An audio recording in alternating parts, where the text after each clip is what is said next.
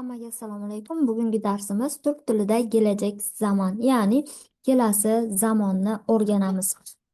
Turk tilida kelasi zamon ikkita qo'shimcha ajak va ejak bilan yasaladi. Bu qachon ajak qo'shiladi, qachon ejak qo'shiladi?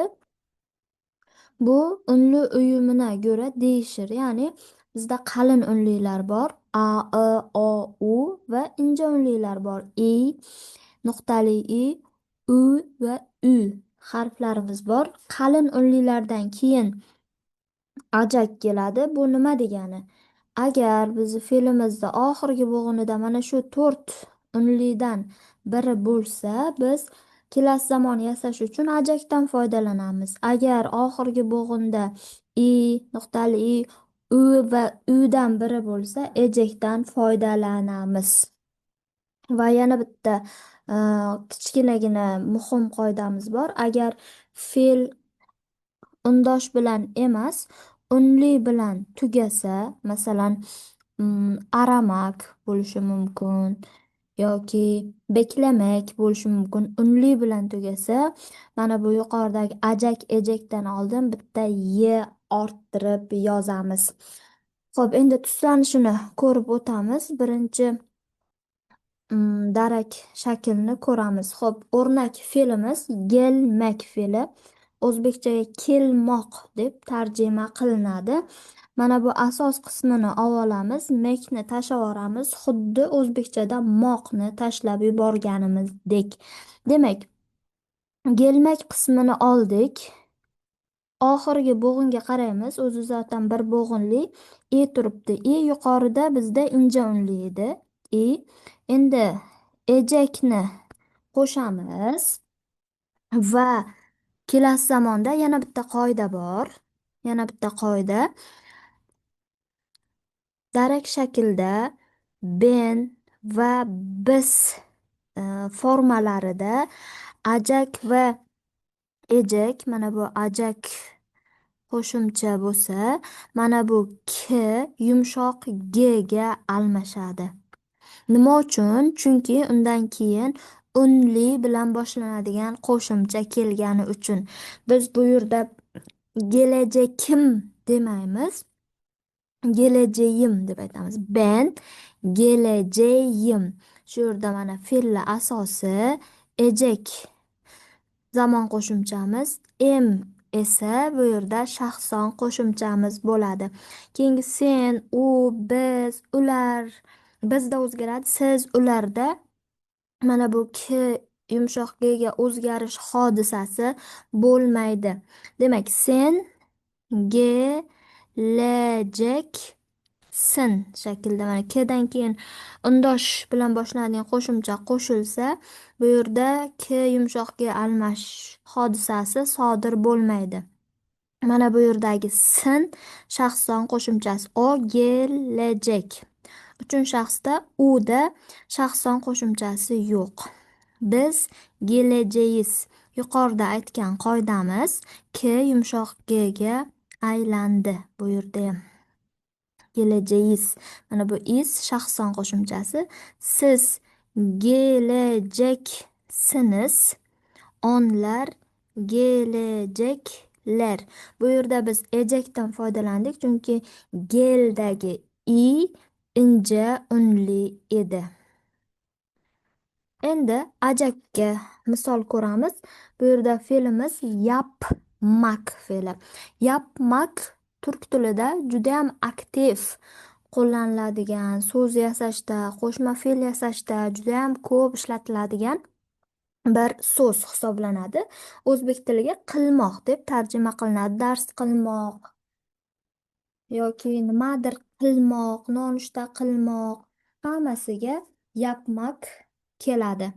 Demak, bu yerda yapda a bo'lganligi uchun, a qalin unli bo'lganligi uchun biz ajakdan foydalanamiz. Demak, ben yap asosimiz ajağım. Ben yapacağım. Bu yerda ham ben va bizda k yumshoq g almashuvi bo'ladi. Chunki undan keyin unli bilan boshlanadigan shaxson qo'shimchasi kelyapti.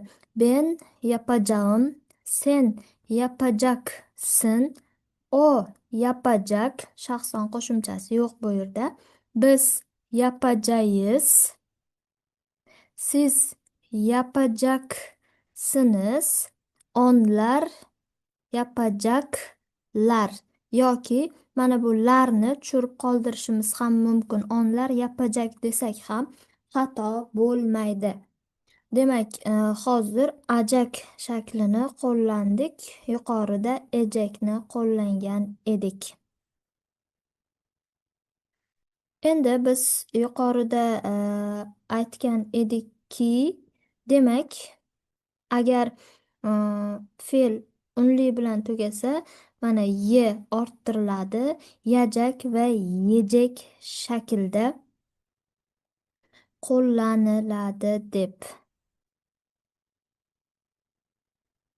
Endi biz yuqorida ko'rganimiz darak shakl edi. Endi inkor shaklni ko'ramiz. Inkor shakl turkchada olumsiz shakl yoki inkar deb aytiladi. Mana bu ani tepasidagi belgi cho'zish belgisi hisoblanadi. Agar harflar tepasida shu belgini ko'rsak, biroz cho'zib o'qishimiz kerak bo'ladi. Inkar shaklda. Demak, inkor belgisi kelasi zamonda ma, me hisoblanadi. Fe'lni qo'yamiz, keyin ma, medan birini qo'yamiz. Ma, me ham ajak, ejakka mos shaklda keladi. Ajakda ma, ejakda esa me. Fe'lni oxirgi bo'g'inidagi qalin yoki inja unliga qarab ma, meni tanlaymiz. Keyin yajak, yejakdan birini qo'yamiz. Mana bu ma, me, a va e unli bo'lgani uchun doim ye oladi. Olumsiz shakl. Misol ko'ramiz. Xo'p. Demak, gelmak fe'li bilan davom etamiz. Fe'l asosi gel. I bo'lgani uchun meni tanlab oldik. I unli bo'lgani uchun yejak va im shaxson qo'shimchasi. Bu yerda ben gelmeyeceğim. Ben va bizda doimiy o'zgarish saqlanib qoladi. Ben gelmeyeceğim, sen gelmeyeceksin, o gelmeyecek. Bu yerda ham shaxson yo'q. Biz gelmeyeceğiz. O'zgarish bor. Siz gelmeyeceksiniz. Onlar gelmeyecek yoki onlar gelmeyeceklar. Mana bu yerdagi ler xohishga ko'ra ishlatsak ham ishlatmasak ham xato hisoblanmaydi. Demak, inkor shakl bizda ma va medan biri bilan yasaladi va doim ajak ejakda bundan keyin ye orttirishi bo'ladi. Endi so'roq shaklga o'tamiz. So'roq shaklda birinchi fe'l, keyin ajak ejakni fe'lni oxirgi bo'g'iniga qarab qo'shib olamiz. Demak, fe'l, keyin zamon qo'shimchasi kelar ekan. Undan keyin mana bu to'rt shakl mi, mi, mu, mudan birini tanlaymiz. Buni nimaga qarab tanlaymiz? Mana bu yerda ajak bo'lsa mi, ejak bo'lsa mi keladi. Keyin esa shaxsonni qo'yamiz. Endi demak, mana bu yerda bir notimiz bor, ya'ni muhim eslatma. Mi doim ajratib yoziladi.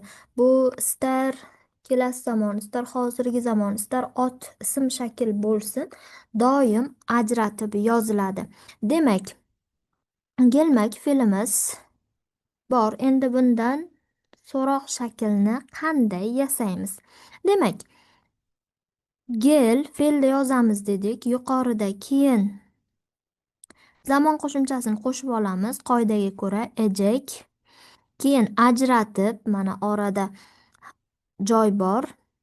Ejakka ko'ra meni qo'yamiz va mana bu yerda im shaxson qo'shimchasi. Mana bu yerdagi ye esa ikkita unli bir joyda kelib qolganligi uchun ularni o'qishni osonlashtirish uchun orttirilgan.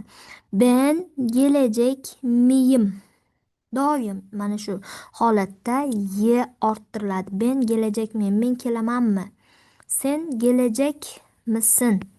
Ajratib mana sen kelasanmi? Demak, so'roq qo'shimchasi bilan shaxson ajratib keyin yozilar ekan.